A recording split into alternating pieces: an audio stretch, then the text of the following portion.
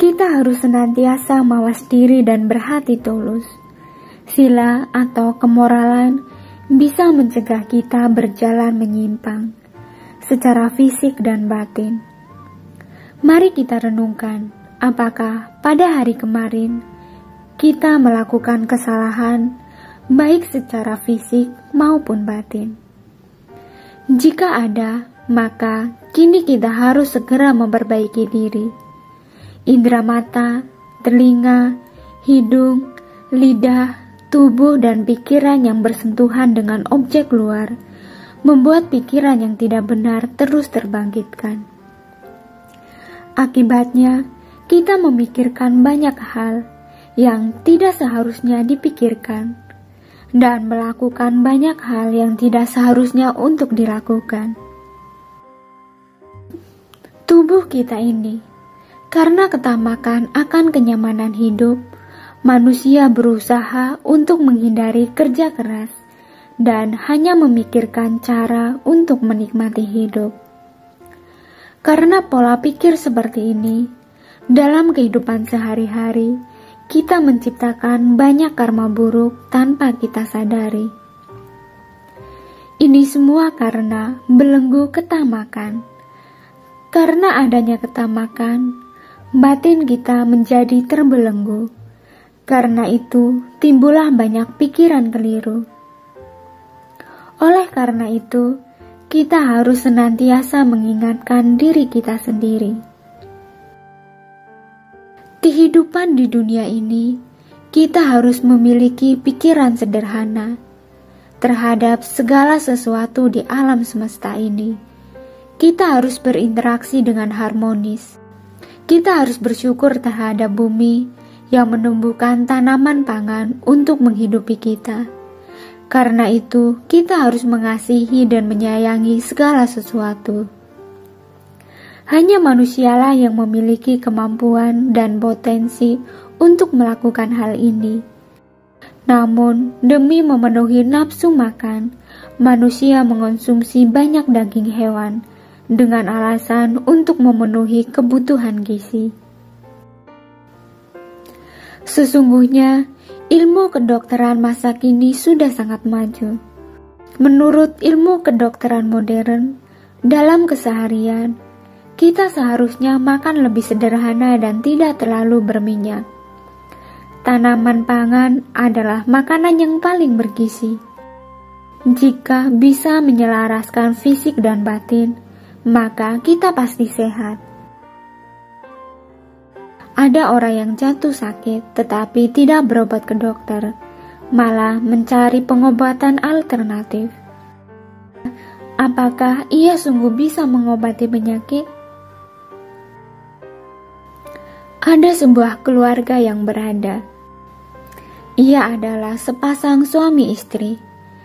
Sang istri yang masih sangat muda sudah menderita penyakit TBC, sehingga mereka tidak memiliki anak.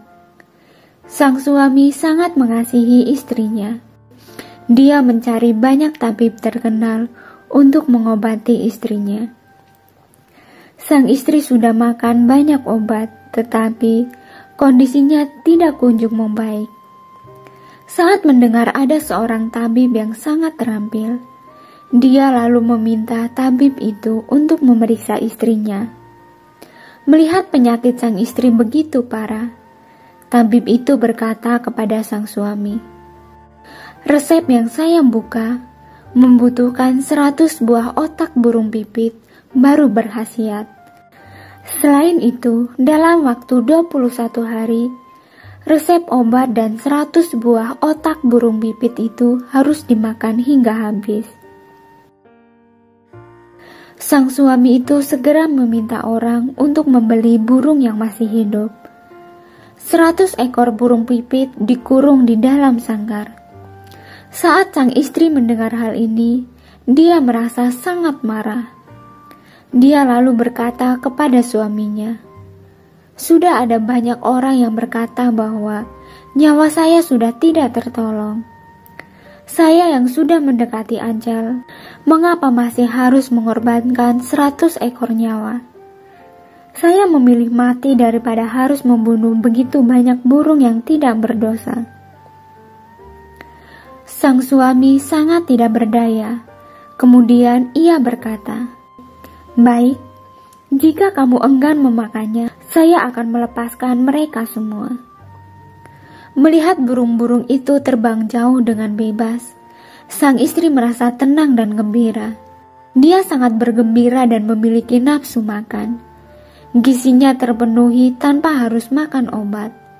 Sejak itu, kesehatannya pun pulih perlahan-lahan. Tidak lama kemudian, dia mengandung. 10 bulan kemudian, anaknya pun lahir. Anaknya sangat menggemaskan. Namun, anehnya, di kedua lengan anak itu ada bintik-bintik hitam. Jika dilihat dengan jelas, bintik-bintik itu menyerupai bentuk burung pipit. Anak itu sangat patuh, menggemaskan dan pintar.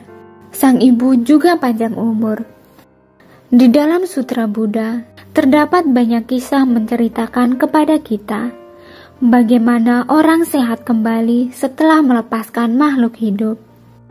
Namun, melepaskan makhluk hidup bukan seperti yang dilakukan oleh orang zaman sekarang. Ketika ingin melepaskan makhluk hidup, kamu bantulah saya menangkap ikan dan burung. Saya ingin menciptakan pahala dengan cara melepaskan makhluk hidup. Ketahuilah bahwa saat ikan meninggalkan air, itulah saat paling menderita bagi mereka. Kita menyiksa mereka terlebih dahulu, baru kemudian melepaskannya. Ini tidaklah benar. Burung seharusnya terbang di langit dengan bebas. Setelah menangkap dan membuat mereka ketakutan, baru kita melepaskan mereka. Semua makhluk hidup memiliki habitat masing-masing. Karena itu, janganlah kita membunuh makhluk hidup. Ini semua hanyalah masalah pola pikir manusia. Coba pikirkan, karma tanpa disadari, berapa banyak karma buruk yang sudah kita ciptakan. Kita tidak mengetahuinya. Belum lagi karma yang kita ciptakan pada kehidupan lampau. Karena itu, kita harus merenungkan masa lalu kita dan berhati-hati pada masa kini. Inilah yang disebut dengan mawas diri. Untuk itu, kita harus selalu bersungguh hati. Ini adalah cerita motivasi. Terima kasih sudah menonton, semoga bermanfaat dan semoga Anda berbahagia.